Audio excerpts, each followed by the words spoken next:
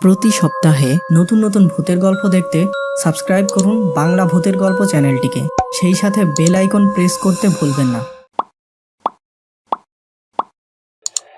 একটি পুলিশ আমাদের ট্রাক সেখানে দাঁড় করালো এবং আমাদের ট্রাকে করে একটি লাশ ঢাকায় নিয়ে যাওয়ার জন্য জানালো। বন্ধুরা, আজকের এই সত্যিকার ভূতের গল্পটি পাঠিয়েছে ঢাকা থেকে জিদান আহমেদ, আর এই ঘটনাটি তার নিজের সাথে ঘটেছিল। আজকের বিশেষ প্রশ্ন, তোমরা কি রাতে রাস্তায় চলাচল করতে যেয়ে অস্বাভাবিক কিছু দেখেছ? আর সেটি কি ছিল? আমার নানা ভাই ছিলেন একজন ট্রাক ড্রাইভার। একদিন তাকে ট্রাকে করে সিমেন্ট নিয়ে নারায়ণগঞ্জ থেকে কক্সবাজারে যাওয়া লাগতো, কিন্তু ওই সময় তার ট্রাকের হেল্পার ছিল না। তাই আমি তার সাথে এই ট্রিপে যোগ দেই। ওই দিনটা ছিল বৃহস্পতিবার। সারাদিন ও রাতে ট্রাক চালিয়ে আমরা কক্সবাজারে পৌঁছালাম রাত 3টার দিকে। আর এত রাত হওয়ায় আমাদের ট্রাকের মালামাল আনলোড করা সম্ভব হলো না। পরের দিন সকালে ট্রাকের মালামাল আনলোড করা শেষ হয়। এরপর আমরা বিকেলে ঢাকার উদ্দেশ্যে রওনা দেই। গভীর রাতে নানা ভাই ও আমার বেশ ঘুম আসছিল, তাই আমরা রাস্তার পাশের একটি চায়ের দোকানে ট্রাক থামিয়ে চা পান করা শুরু করি। চা পান করতেই ঘুম ঘুম ভাব একেবারে কেটে গেল। এবার আবার আমরা দুইজন ঢাকার দিকে রওনা দিলাম। কুমিল্লা শহরের একটু সামনেই একটি বাস দুর্ঘটনার শিকার হয়। এতে করে অনেক যাত্রী আহত হয়। রাত তখন প্রায় 2টা। ওই স্থানে পৌঁছাতেই একটি পুলিশ আমাদের ট্রাক সেখানে দাঁড় করালো এবং আমাদের ট্রাকে করে একটি লাশ ঢাকায় নিয়ে যাওয়ার জন্য জানালো। প্রথমে আমরা রাজি হলাম না, কারণ এত রাতে এই লাশ নিয়ে ট্রাকে যাওয়া বেশ ভয় ও বিপদের ব্যাপার। তবে অনেক অনুরোধের পর আমরা ওই লাশটি নিয়ে ঢাকায় যাওয়ার সিদ্ধান্ত নেই। আর এর জন্য আমাদেরকে বেশ কিছু টাকাও দেয়া হয়। এবার আমরা লাশটিকে নিয়ে ঢাকার উদ্দেশ্যে রওনা হলাম, কিন্তু ওই লাশের সাথে আর কোনো মানুষ আসলো না। দাউদকান্দি সেতুর কাছাকাছি আসতেই আমাদের ট্রাকের হেডলাইট একাই বন্ধ ও চালু হতে লাগলো এবং কিছুটা পথ অতিক্রম করতেই হঠাৎ ট্রাকের ইঞ্জিন বন্ধ হয়ে গেল। এবার নানা ভাই আমাকে বললেন, জিদান, ট্রাক থেকে নেমে ইঞ্জিনটা একটু চেক করে দেখো তো কি সমস্যা হলো। আশপাশ ছিল সম্পূর্ণ ঘন অন্ধকার ও আমাদের ট্রাকে একটি লাশ আছে ভেবেই আমি সাহস পেলাম না ট্রাক থেকে নামতে।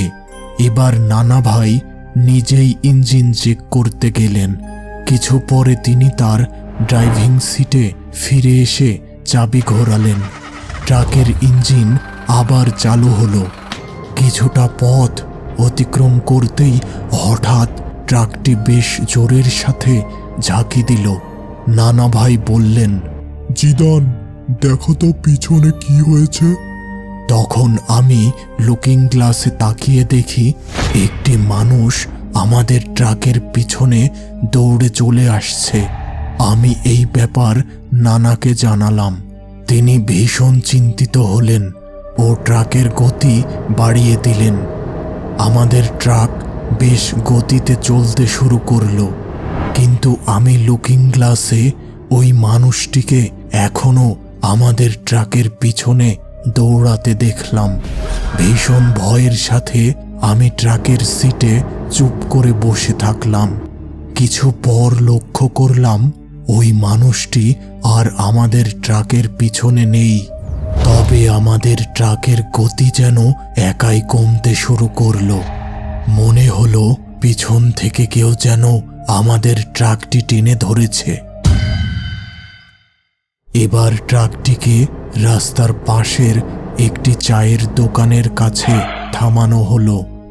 আমি ট্রাকের পিছনে চেক করতে গেলাম, কিন্তু একই ট্রাকের পিছনের ডালা খোলা এবং সেখানে কোনো লাশ নেই। নানা ভাই, ট্রাকে কোনো লাশ নেই। নানা ভাই দ্রুত ট্রাকের পিছনে ছুটে আসলেন। তিনিও দেখলেন ট্রাকে কোনো লাশ নেই। এমন সময় পিছনে তাকাতে দেখি কিছুটা দূরে একটি লোক দাঁড়িয়ে আছে।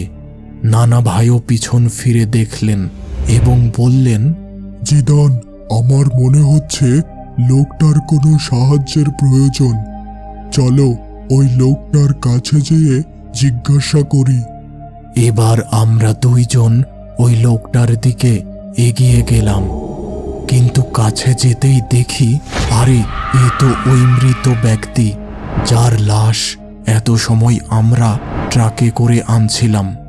আমরা দুইজন দৌড় দিয়ে সেখান থেকে চলে আসলাম চায়ের দোকানের পাশে।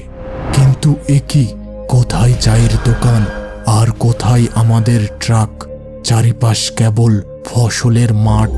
কিছুক্ষণ আগের চায়ের দোকান ও আমাদের ট্রাকটি যেন বাতাসে মিলিয়ে গেছে।